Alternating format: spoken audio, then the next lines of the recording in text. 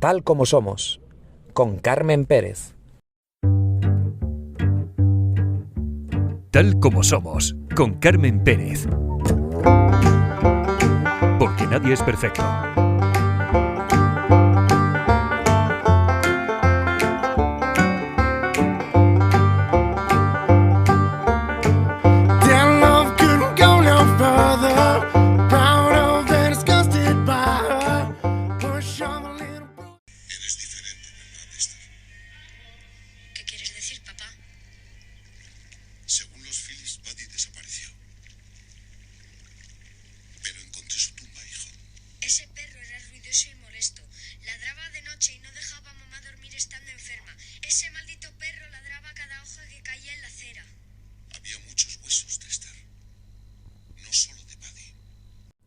Bienvenidos a un episodio más de Tal como somos. Periodo de vacaciones para muchos comienzan. Les deseamos de aquí que disfruten mucho. Nosotros comentarles que vamos a acompañarles, que seguiremos con ustedes estos meses de verano. Y escuchaban un fragmento de la serie de televisión Dexter. Hoy tenemos un episodio pues un poco oscuro y complejo. Vamos a hablar de los menores de edad asesinos. Un tema muy delicado que nos ha costado mucho, por lo menos por mi parte, grabar, porque hemos investigado algunos de los casos y son escalofriantes. Para hablar de este tema contamos con la presencia de una experta en crónica negra. Bueno, la experta en crónica negra que ya nos ha acompañado en más de una ocasión. Para nosotros es un placer tenerla de nuevo en este episodio. Virginia González nos ayudará a entender las motivaciones, las circunstancias y las implicaciones de estos casos tan impactantes. Y como les comentamos cuando ya hacemos el tema, solo me queda decirles que comenzamos.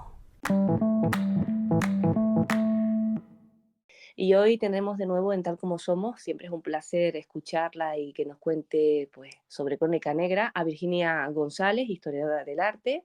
Y bueno, ya la hemos visto en televisión y escuchado en radio hablando sobre crónica negra. ¿Qué tal, Virginia? ¿Cómo estás?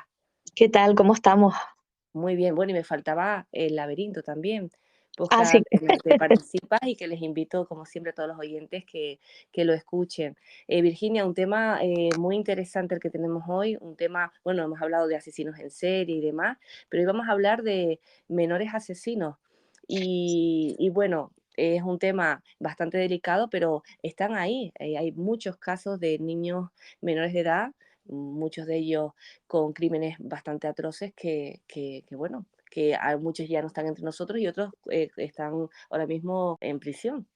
Exacto, es verdad que vamos a hablar de un tema que es complicado. Cierto que cada vez que hablamos de asesinos, yo siempre digo que es un tema complicado porque normalmente empatizamos con las víctimas, pero ¿qué ocurre cuando hablamos de niños asesinos? Que claro, vas a empatizar con las víctimas, que suelen ser otros niños, ¿no? Que esto también es importante, pero claro, cuando el asesino tiene 10, 11, 12 años, ¿no? Uno se plantea el por qué un niño mata, ¿no? ¿Qué le pasa por la cabeza a un niño o a una niña para que decida matar? Y es como tú has dicho, hay casos bastante sonados y además casos que luego cuando te pones a indagar un poco en ellos te das cuenta de que existe ya no solamente el asesinato, ¿no? Que de por sí es un acto abominable, horroroso, sino luego hay torturas, hay vejaciones a los cadáveres, ¿no? Cosas que, como digo, no nos entran en la cabeza que un niño sea capaz de cometer. Ya, porque muchas veces el miedo, ¿no? Que por lo menos a mí me genera es, ¿se nace siendo un asesino o se hace? ¿O qué te lleva a un niño pequeño a cometer ese tipo de asesinato?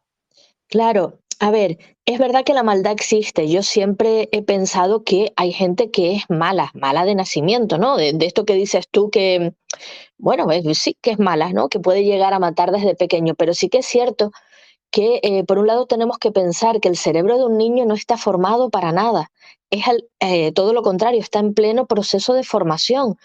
Los niños son como esponjas, entonces sí que es cierto que hay muchos factores externos que pueden llegar a hacer que un niño cometa un asesinato. Ojo, esto siempre hay que cogerlo con pinzas de forma general y está dicho evidentemente por psiquiatras, por estudiosos de la conducta, ¿no? Por criminólogos que tratan el tema de los niños. Como digo, los niños al final no dejan de ser esponjas y entonces hay una serie de factores normalmente externos que pueden llegar a hacer que el niño cometa un crimen. Por ejemplo, quizás el que hablemos menos de él es el que el niño recibe algún tipo de golpe, alguna caída, algún tumor, algún tipo de malformación en alguna parte del cerebro y hace que pierda, pues, por ejemplo, la empatía. ¿Por qué digo lo de la empatía? Pues porque tenemos que recordar que cuando alguien mata, realmente es porque no siente empatía, ¿no? Por la otra persona, o sea, le da lo mismo lo que haga, lo que no haga. Hablo de este tipo de asesinatos no por rabia, sino premeditados, ¿no? Y esto muchas veces sí que se ha estudiado que puede ser dado por alguna malformación en alguna parte del cerebro, alguna caída, algún golpe, ¿no? Y es cierto que alguno de estos niños, pues ha sufrido, de estos niños asesinos me refiero, pues ha sufrido ese tipo de malformaciones y de golpes. Después también está eh, el tema familiar. Esto es muy importante. Cuando hablamos de niños asesinos solemos encontrar familias disfuncionales. Cuando hablo de familias disfuncionales, eh, queremos hablar de, pues, familias donde el padre o la madre están ausentes, donde existe el maltrato físico, verbal, psicológico, alcoholismo, drogas, que se entienda, ¿no? Que como un niño crece en un ambiente tan hostil puede llegar a ser que termina repitiendo los patrones de sus padres, ¿no? De las personas que ven su casa. Claro, porque muchas veces también, claro, hemos hablado también de después de asesinos adultos que también tenían esta característica, ¿no? De este tipo de situación en la infancia, ¿no? Pero que no asesinaban cuando eran pequeños. Exacto, claro, por eso te digo que aquí se unen muchísimas cosas. Por un lado, suele ser falta de empatía, luego lo que ves en casa, ¿no? El hecho de recibir tantos golpes. Bueno, uno de los casos que vamos a tratar hoy, la niña pues creció a base de golpes, de que su madre pues le daba drogas, le daba alcohol. Como digo, una familia completamente disfuncional. Además, todo esto hace que cuando tú creces con dolor, viendo el dolor físico o el dolor psiquiátrico, ¿no? Mental, amoroso, como parte de tu vida, termines comportándote así con otras personas, ¿no? O sea, si a mí me maltratan, yo maltrataré a otra persona. Sí, que no han conocido otra cosa, también la rabia contenida, ¿no? El hecho de que Exacto. esa esa forma que has tenido toda la vida de relacionarte con los demás, ¿no? Ellos nada más conocen, pues bueno, que sus padres, que supuestamente son las personas que los tienen que proteger, pues les golpeaban, pues ellos entienden que eso es así. Después hay casos de que no, no todo el mundo acaba igual. Yo siempre ahora que me estás hablando de este caso, me recuerda la serie Dexter, ¿no? Exacto, Porque sí, en sí, este sí. caso ya él lo llevaba consigo, ¿no? Esa falta de empatía o esa conducta, pero bueno, la encaminó porque Ujú. tampoco creció en una familia, bueno, que no lo quería, todo lo contrario. Claro, y además tú acabas de dar en el clavo hablando del tema de la falta de control en los niños. Muchas veces los adultos no somos capaces de encauzar un niño o una niña que tenga pues problemas de ira, por ejemplo, problemas de frustración, y esto puede llegar incluso a ser un desencadenante, ¿no? Para algún tipo de asesinato. Hay otro de los ejemplos que traemos donde un niño no tiene control de la ira ninguno y mata porque tiene un momento de explosión de ira y no es capaz de controlarlo. Entonces, como digo, son muchos factores externos que puede llegar a ocurrir que el niño termine convirtiéndose en un asesino. Como digo, todo esto hay que cogerlo con pinzas porque estamos hablando evidentemente de forma general y no significa que todas las personas criadas en familias disfuncionales, ¿no? O con algún tipo de problema, entre comillas, en la infancia, sea luego un niño criminal, ¿no? Sí, se tiene que dar en muchos factores. Aparte también, como comentas, la maldad existe y tiene que tener esa personalidad, pienso yo, ¿no? Que a veces, pues por muy mal que lo hayas pasado en tu familia, muchos de esos niños y niñas al final tienen una vida plena y feliz, ¿no? Porque no tienen ese ingrediente, ¿no? Como se suele decir, para llegar a esos extremos. Claro, y además lo que tú acabas de decir, se tienen que dar muchísimos factores y lo que decíamos al principio, la maldad existe. Hay gente, bueno, tú comentabas muy bien la serie Dexter, ¿no? Donde el protagonista desde el principio sabe que es un psicópata, o sea, que tiene rasgos psicopáticos, que le gusta matar, pero que lo intentan causar hacia el bien, ¿no? En eso consiste la serie al final. Pero es verdad que la maldad existe y hay muchas personas que ya nacen con la predisposición a cometer actos horribles, ¿no? Y es verdad que cuando tratas Crónica Negra te das cuenta de eso, de que hay maldad, de que hay gente que le gusta hacer daño, además que disfruta haciendo daño, ¿no? Y por eso al principio decía que cuando hablamos del tema de niños asesinos, nos impacta tanto porque empatizas con la víctima, pero al mismo tiempo también puedes llegar a empatizar con el asesino, ¿no? Que no deja de Sí. ser un niño pequeño. Y como bien comentas, Virginia, que para eso están los psicólogos, los psiquiatras, ahí están los estudios, que hay test para ver si tú eres una persona que tiendes a ser un psicópata o no.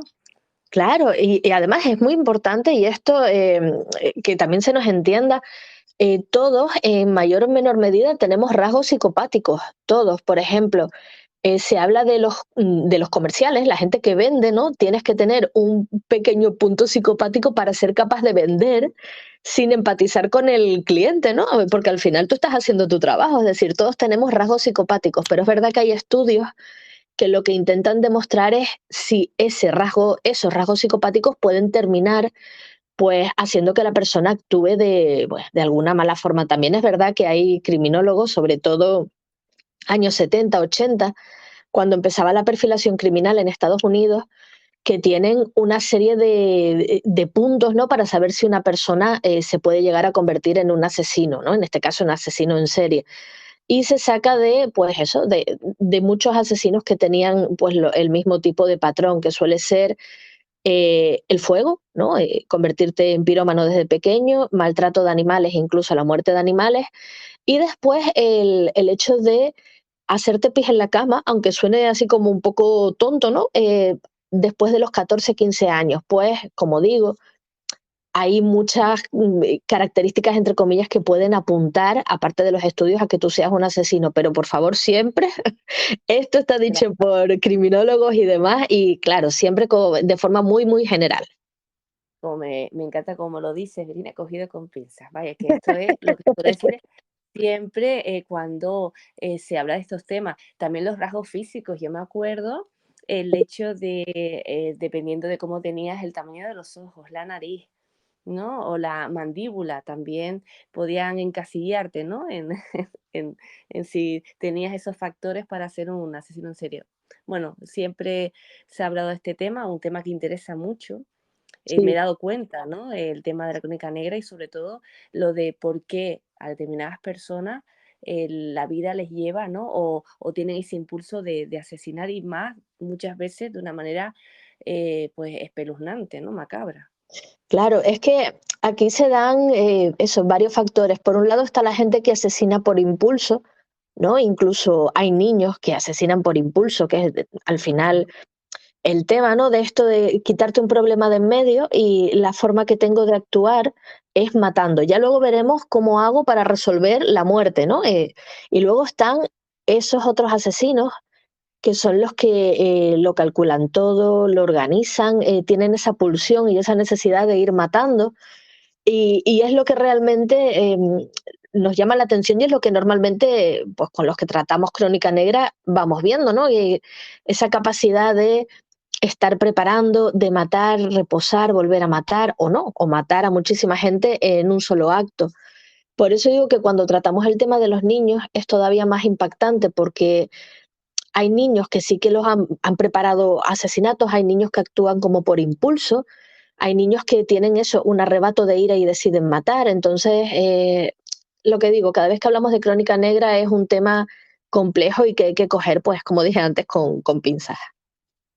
Eh, Hay muchos casos, muchos niños famosos que se han hecho famosos por asesinar, pero vamos a tratar alguno de ellos. De todos los casos, Virginia, que has tratado, que has investigado, ¿cuál de ellos es el que más te ha impactado? Mira, yo te he traído 3 ejemplos y uno para desarrollar un poquito más. El que a mí más me ha impactado no es el que he traído como ejemplo para desarrollar, porque A mí el tema este que te voy a nombrar ahora, a mí me afecta personalmente, yo creo que a cualquiera de nuestros oyentes, y es el asesinato del niño James Bulwer. Yo creo que todos tenemos el recuerdo, fue en Inglaterra en 1993, y era un niño de 2 añitos que dos compañeros del colegio de 10 años lo raptan y se lo llevan. Es más, hay imágenes de cómo se lo llevan de la mano fuera del centro comercial que estaba con su madre. Digo que es un caso que yo creo que a todos nos afectó porque hay imágenes y porque estos dos niños de 10 años, los asesinos, que son John Venable y Robert Thompson, le hacen de todo al niño. Entonces, como digo, es un caso que a mí, en la sección del laberinto que tú comentabas antes, ¿no? Donde yo participo, yo toqué este caso y tuve que dejarlo a la mitad porque realmente te toca como la fibra, ¿no? Como dos niños de 10 años deciden acabar la vida de un niño de 2 que es un bebé, ¿no? Sí, no, Y todo lo que conlleva eso. lo estás comentando y es verdad que cuando también leí este caso, bueno, de hecho ahora tengo los pelos de punta, ¿no? Porque es la sensación, ¿no? De esa, no sé, como de desamparo, ¿no? Que se llegue dos niños, ¿no? A que maten a otro y aparte las imágenes, porque se lograron captar imágenes de cuando lo llegan a secuestrar. Claro, y además es que esos dos niños ya lo habían intentado con otros niños en el centro comercial. Entonces, claro, lo que yo decía al principio, podemos hablar de factores externos, bueno, de por qué lo hacen, por qué no lo hacen, pero hasta qué punto dos niños de 10 años que deberían estar jugando, ¿no? No sé, no deberían tener impulsos asesinos, ¿no? Se llevan a un niño de 2 años y le hacen auténticas barbaridades que, bueno, yo no soy partidaria nunca de explicar, ¿no? Ni de reproducir qué es lo que se hace, pero como digo, es un caso que a mí personalmente me afectó una barbaridad, por eso no lo he elegido como caso a desarrollar, porque de verdad que, no sé, es como muy, muy doloroso. Te entiendo, ya solamente quedarnos con esa imagen, ¿no? De, como bien dices, de dos niños de 10 años que deberían estar pensando en otras cosas, el hecho de tomarse, ¿no? El hacer eso, pues ya es para dejar de dormir y sentirse uno inquieto, ¿no? Y sentirse uno mal y estar bastante pendiente bueno, de los niños que tenemos alrededor, sea como padres, sobrinos o quien sea, ¿no? Exacto. Porque, mm, pues sí. Bueno, pues como bien comentas, no vamos a profundizar en este tema, que ellos oyen, que quieran saber un poquito más sobre este caso, pues está ahí, lo pueden encontrar en cualquier momento. Buscando en cualquier buscador está. Es Sí, sí, bastante además, sonado porque como, vio como, bastante. como tú decías, es un caso muy, muy sonado y que además a poco que pongas, incluso en cualquier buscador en niños asesinos, el primero que te sale es el de estos dos chicos, ¿no? Estos dos niños. Ujú, Entonces, ujú. eso, a manos del oyente. Muy bien. Bueno, has dicho tres casos, sé de uno de ellos, que ese sí que sé que lo vas a profundizar un poquito más en él, que también es muy inquietante, pero bueno, de los otros dos casos, Virginia. Sí, el segundo caso sería el niño Eric Smith, también casualmente en 1993. En este caso nos vamos a Estados Unidos y lo traigo porque era uno de esos factores que comentábamos antes de control de la ira. Este niño de 13 años mata a Derrick Robbie de 4 porque se enfada con él. Es un niño, Eric Smith, el asesino, pues que le hacían bullying en el colegio, se reían de él porque tenía sobrepeso, usaba gafas de pasta, era pelirrojo, cosas que hacen, bueno, en este caso que el resto de los niños de clase se rieran de él. Y al niño al que asesina, a Derrick, era todo lo contrario, era un niñito rubio, muy bonito, ¿no? Todo el mundo pues lo veía como un triunfador, que esto también es muy de Estados Unidos, ¿no? Ponerle ya triunfador o no con 4 años. Pero esto es lo que hace que Eric Smith, el asesino, lo mate en un acto de no controlar la ira que sentía, porque de él se reían y en cambio a este niño todo el mundo lo tenía como, bueno, como si fuera una pequeña estrella. Ujú. Aquí, como comentas, Virginia, ya es un tema no tan, vamos a ver, ha matado y está mal lo que ha hecho, ¿no? Pero que quizás es pues esa ira que comentabas al principio, no controlada, esa Claro, rabia. exacto. Y después también se da el caso en Estados Unidos, por ejemplo, que estos niños, los niños asesinos, son llevados a juicio, incluso condenados como adultos, ¿no? Entonces, esto también es un tema que hay que tratar, ¿no? Porque, como decimos, el cerebro no está formado completamente y lo que se hace con 13 años puede ser que con 25, 30, 40 no lo hicieras nunca, ¿no? Entonces, De muchos de estos niños que, bueno, a muchos en su momento no están porque cumplieron condena, fallecieron en la cárcel y otros todavía, por lo que yo estuve ahí leyendo, están todavía cumpliendo condena. claro, Están en prisión. es lo que tú dices, están en prisión y claro, han cometido un hecho horrible, abominable, ¿no? Como decíamos al principio, pero no puedes entrar en la cárcel con 13 años y no volver a salir nunca. El cerebro va cambiando, ¿no? Los estímulos van cambiando. Entonces, eso es otra cosa que a mí me llama mucho la atención de Estados Unidos, porque en los casos anteriores, el que vimos del niñito, ¿no? De 2 años, los dos asesinos salieron en Inglaterra, salieron ya siendo adultos. Uno se ha perdido el rastro, pero el otro ha vuelto a la cárcel. Pero Ujú. salieron. Y del último caso que hablaremos, que es el de Meribel, que es el que vamos a explicar un poquito más, ella mata, como veremos, sale a los 23 años y ha hecho una vida completamente anónima, es decir, no ha vuelto a matar, ¿no? Y a lo mejor eso es lo que falla un poco en Estados Unidos. Ya. Bueno, entonces ya Meribel está fuera. Sí, Está sí, fuera. sí, completamente. Sí, sí, sí. Vamos a conocer un poquito más de ella porque sí es verdad que aquí hay un debate. Yo estoy convencida que muchos oyentes lo que están pensando de, bueno, pues bien, que estén en la cárcel, porque ya la idea, ¿no? que se tiene es que, bueno, si has matado una vez, matas dos y tres, ¿no? Pero bueno, en este caso, el de Meribel, vamos a conocer un poquito más su historia. Bueno, de momento se desconoce que ha matado a nadie más, por supuesto. Exacto. Traigo el caso de Meribel porque es uno de los más llamativos de la Crónica Negra y quizás de los que más se buscan, ¿no? Porque es conocida como la niña psicópata. Sabes que Crónica Negra a los periodistas y a la gente que no que la trata le encanta poner pues este tipo de nombres, ¿no? Y Meribel no iba a ser diferente. Hablamos de una niña que con 11 años, 1960 y poco aproximadamente, perdón, mata a dos niños de 9 y 3 años respectivamente. Hablamos, si quieres, un poquito de su biografía, porque además, Ujú. mientras la vayamos explicando, nos irá recordando a todo lo que hablábamos en la introducción, ¿no? Porque Meribel tuvo una infancia muy, muy cruel, hacia su persona y después, claro, lo que ella termina haciendo. Hay que decir que Meribel nace en mayo de 1957 en Newcastle, como digo, Inglaterra, en una familia completamente disfuncional, un padre ausente. Ella nunca sabrá quién es su padre, cree que pudo haber sido un convicto de la cárcel, es más, el apellido Bell viene de este señor, pero nunca se lo dicen directamente. Y por otro lado, su madre la odia incluso ya antes de traerla al mundo. La madre de Meribel la tiene con 15 años, es una prostituta que lo único que ve con Meribel es que le da pues mala vida, no la va a dejar trabajar y como digo, la odia desde antes de traerla al mundo. La maltrata de todas las formas que nos podemos imaginar, incluso intenta matarla en varias ocasiones siendo pequeña, eso sí, siempre, bueno, dando a entender que habían sido accidentes, ¿no? Como para dar lástima a su familia.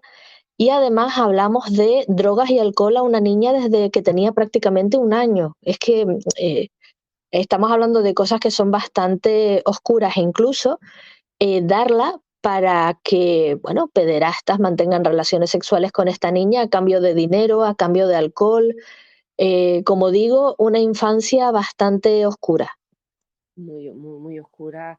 Qué tristeza tan grande que Virginia, cuando uno escucha estas historias, ¿no? De niños que están empezando a vivir, ¿no? Con lo fácil que sería en estos casos, pues mira, no la quieres dar la adopción, Exacto. o pero que también yo creo que psicópata mucho más la madre, ¿no? Ya desde el comienzo, por todo lo que le hizo a esta niña, ¿no? Después creo que no se justifica lo que ha hecho ella, ¿no? La niña, la asesina, no justifica nunca, ¿no?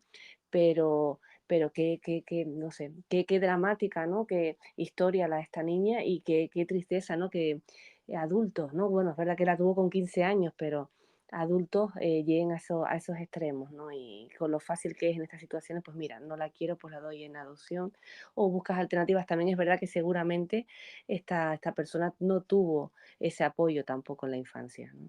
Seguramente no, claro, ahí está, es como si la madre hubiera repetido, ¿no?, lo que hicieron con ella, con su propia hija. Es verdad que el hecho de este maltrato continuado de drogas, de alcohol, incluso pues estas vejaciones sexuales, ¿no?, a una niña que no llega a 11 años y el Mm, abandono, porque hay que pensar que la madre muchas veces la dejaba sola para irse a trabajar, ojo, a trabajar entre comillas, ¿no?, porque a lo que se dedicaba la madre de esta niña era la prostitución. Pues o se la llevaba para que lo viera todo o la dejaba sola. Esto hace que se cree una relación completamente tóxica porque Meribel nunca se quejó del maltrato, nunca lloró, nunca dio, o sea, demostró que sufría, pero al mismo tiempo necesitaba a su madre cerca. Entonces, como digo, se crea una relación bastante tóxica entre el maltrato y la necesidad de tenerla cerca. Eso por un lado. Por otro lado, también hay que recordar que Meribel sufre una caída siendo muy pequeña desde una ventana y se da un golpe en la cabeza. Fíjate que hemos hablado, ¿no?, en dos puntitos que hemos dicho de cosas que hablamos al principio, que son pues esos golpes en la cabeza que pueden llegar a dar pues algún tipo de malformación, ¿no?, en la parte del cerebro de un niño y después toda esa infancia dramática en la que vemos que Meribel crece y al final, fíjate que termina incluso matando y mutilando animales y ujú. además se habla que, bueno, en el colegio con 4 o 5 añitos intenta incluso ahogar a un compañero delante de las profesoras que evidentemente no la dejaron. Ya, ya, ya, ya. Sí, bueno, sí, esos factores están ahí, ¿no? En esta niña y bueno, sí, que al final lo que comentas, incluso lo del golpe en la cabeza, sí lo he escuchado un montón de veces, ¿no? Que puede llegar a que pierdas en algún momento dado el control, ¿no? Y esa empatía. Exacto. Pero, Ella al final mata un día antes de cumplir 11 años, comete 2 asesinatos. El primero es a un primo suyo, a Martin Brown. Es verdad que la justicia considera que fue un accidente. Luego, cuando la niña es detenida, ella explicará que lo hizo adrede, ¿no? Pero lo que hace es tirar a su primo desde la cornisa de un edificio, lo tira y el niño muere del golpe en la cabeza. Justo al mes mata a Brian Hort, de 3 añitos de edad, y en este caso a Meribel le acompaña su amiga Norma. Estamos hablando ya de que además tenía una amiga que también pues le gustaba no matar porque no termina matando, pero sí mirar lo que estaba haciendo Meribel. Como digo, se llevan al niño de 3 años, lo matan, mutilan su cuerpo, hablo de, bueno, cercenar los genitales, bueno, una serie de barbaridades y dejan el cuerpo en un descampado que luego la familia de este niño encontrará. Todo el mundo sospechaba de Meribel por la forma que tenía de actuar, pero es verdad que la madre de Brian, del niño asesinado, acude a la policía cuando Meribel se acerca y se empieza poco menos que a reír de esta familia. mm, Por eso te digo que es como todo muy, muy loco, ¿no? Una niña de 11 años después de matar acuda poco menos que a reírse de la familia. Y entonces es ahí cuando es detenida y llevada, bueno, a ser interrogada ella y su amiga Norma. Y terminan contando con todo lujo de detalles y, lo más importante, sin arrepentirse de nada, que sí, que bueno, que tenía ganas de matar al niño, que le había hecho, bueno, primero miente un montón, pero al final termina reconociéndolo y, como digo, sin ningún tipo de arrepentimiento. sí, empatía cero, es decir, ningún tipo de, como ahora acabas de comentar, remordimiento. Sí, sí, Así que no. ella lo cuenta y no le preocupa para nada lo que pueda sucederle a la familia ni a ella misma. Y a mí estas cosas, Virginia, bueno, como les pasará a los oyentes, te pasa a ti cuando investigas este tipo de casos, es lo inquietante, ¿no? Que resulta, ¿no? Esa frialdad, ¿no? Sí, De remordimiento y ese miedo, ¿no? De que, bueno, de que ya desde esa temprana edad se puedan llegar hasta hacer este tipo de asesinatos, ¿no? Tan espeluznantes, tan macabros, ¿no? Y no sé, ¿sabes? No, es que te quedas sin palabras, no sabes qué decir. Claro, por eso decía al principio que cuando hablamos de niños asesinos estamos como divididos, ¿no? Por un lado, las propias víctimas, que suelen ser niños, y luego los asesinos o asesinas que también son niños, ¿no? Como es el caso de esta niña que no llegaba a 11 años cuando empezó a matar. Hay que decir que su amiga Norma la sueltan, ¿no? No la condenan, pero a Mary sí la condenan a cadena perpetua. Ojo, Gran Bretaña, para una niña de 11 años no hay cadena perpetua y la dejan libre con 23. Ella consigue cambiarse el nombre, consigue alejarse un poco de los medios. Sí que es cierto que vivirá de ellos, pues escribirá libros, dará entrevistas. Es más, cualquiera de nuestros oyentes, si quiere buscarla, pone su nombre en cualquier buscador y hay fotos de ella de hace no muchos años, ¿no? Y por lo menos para que uno le pueda poner cara. Sí que es cierto que esto también llama la atención y además es un poco hasta doloroso que la madre, que quizás es la que le dio esta mala vida, ¿no? Y a lo mejor la que la empujó a cometer estos asesinatos, realmente nunca lo sabremos, sí que vivió de esta historia, dio entrevistas, contó su supuesta verdad, dijo lo que le dio la gana, mientras la niña estaba recluida en la cárcel, ¿no? En este caso, en un centro de menores. Así es, ¿no? Es que sí, da ese coraje, ¿no? Y esa rabia, pero bueno, es la vida real, lo que vemos continuamente, ¿no? En nuestros tiempos hoy en día, ¿no? Se vive mucho de la desgracia y de este tipo de acciones. Virginia, ¿qué te digo? Que gracias por acompañarnos. Es un tema que nos ha dado mucho que pensar, que seguramente ya están buscando pues el caso de Meribel, pero decir que no son estos tres casos, que por desgracia hay muchos casos más. Sí, hay muchísimos, como dices tú, por desgracia, al final la crónica negra es así. Yo creo que desde que estamos en el mundo estamos matando y seguiremos matando. Y es verdad que casos de niños asesinos hay muchísimos. Sé que si alguno de nuestros oyentes está interesado, pues lo que tú decías al principio, se pueden buscar y hacerse una idea, ¿no? De que la maldad está, al final, da lo mismo la edad que uno tenga, ¿no? Para cometer este tipo de actos. Muy bien, gracias Virginia, hasta pronto, un abrazo. Muchísimas gracias. Y llegados a este punto es el momento de decirles hasta pronto. Gracias por acompañarnos cada semana al otro lado de las ondas. Y la frase elegida para terminar este episodio dice lo siguiente: la vida es un 10% lo que te pasa y un 90% cómo respondes. Y la música viene de la mano de Alberto Salinas Simón, conocido como Simón Salinas, compositor canario que debuta en 2017 con Avante Todas, su primer álbum en solitario.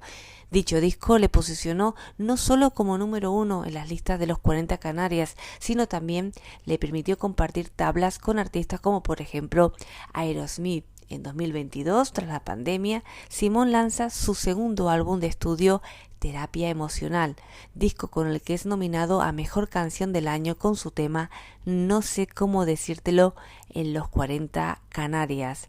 Actualmente se encuentra trabajando en las canciones que darán vida a su tercer disco. Por lo pronto podemos disfrutar de Punto Ciego y Tu Estación. Agradecer a Simón Salinas, que va a ser él mismo quien nos dé paso al tema que vamos a escuchar. ¿Qué les digo? Que sean felices, que disfruten del camino, porque nadie es perfecto. Ay, recuerden que la vida solo es perfecta en las películas. Hola, soy Simón Salinas. Me gustaría mandar un beso muy grande a todos los amigos de Tal Como Somos e invitarles a que escuchen mi nuevo single llamado Tu Estación. Espero que os guste, lo tenéis disponible en todas las plataformas digitales. Besitos.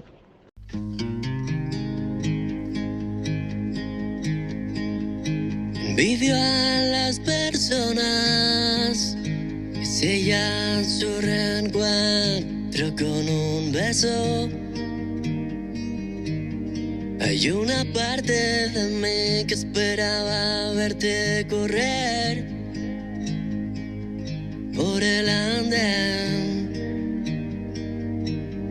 Así que apoyo mi frente en la ventana del tren. Si pudiera el miedo liberarme, si pudiera no pensarte un instante para alejarme de recuerdos que palpitan, de vértigo sin medida, de te quiero que se oxidan y de ti que en tu estación tu tren ya partió y yo aquí sin poder salir.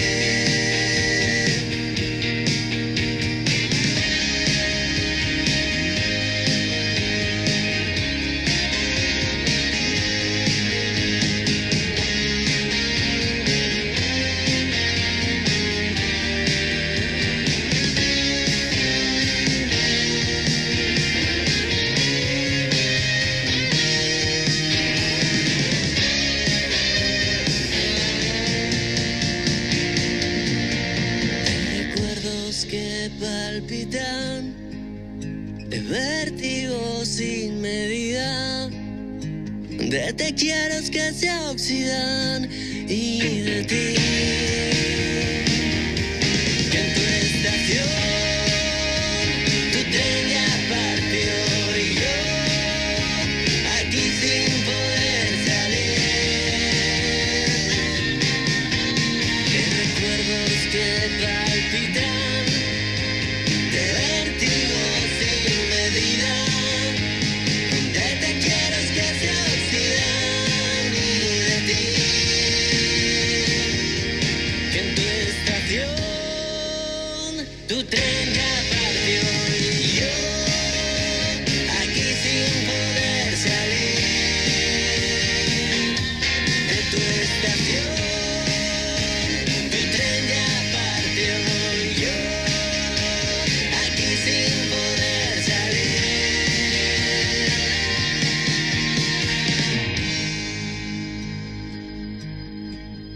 Envidio a las personas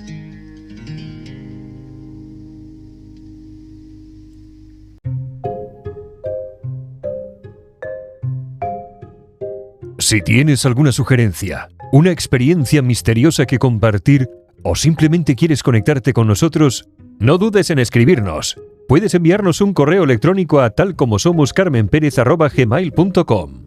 No dudes en compartir tus pensamientos con nosotros. Estamos aquí para escucharte. Queremos construir una comunidad donde todos podamos sumergirnos en el misterio juntos.